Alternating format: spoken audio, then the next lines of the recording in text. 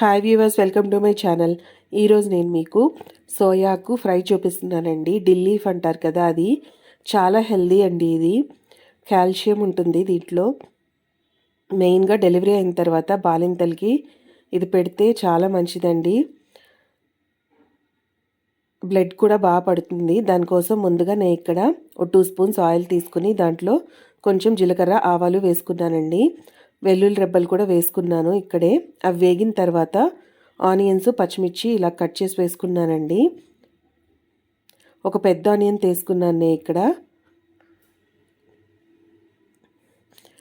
బాగా వేగిపోయాయండి. తర్వాత ఆకు వేసేసుకుంటున్నాను.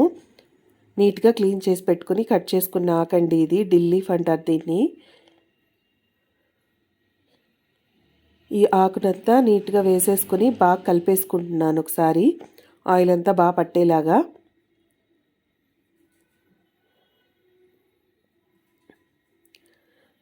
లో ఫ్లేమ్లో వేసుకుని మగ్గించుకోవాలండి. తర్వాత సాల్ట్ వేసుకుంటున్నాను. సాల్ట్ వేసుకోవడం వల్ల దీంట్లో నుంచి వాటర్ వచ్చి చక్కగా మగ్గుతుందండి ఆకు.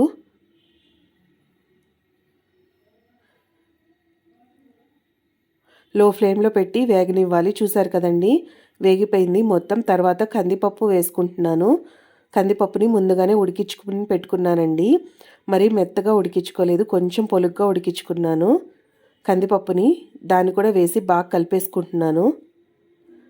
రెడీ అయిపోయిందండి. ఒక్క 5 మినిట్స్ వేయించుకుంటే సాల్ట్ అడ్జస్ట్ చేసుకోండి ఒకసారి చూసుకుని, సరిపోకపోతే. రెడీ అయిపోయింది. ఇది రైస్లోకి, చపాతీలోకి చాలా బాగుంటుంది. తప్పకుండా ట్రై చేయండి.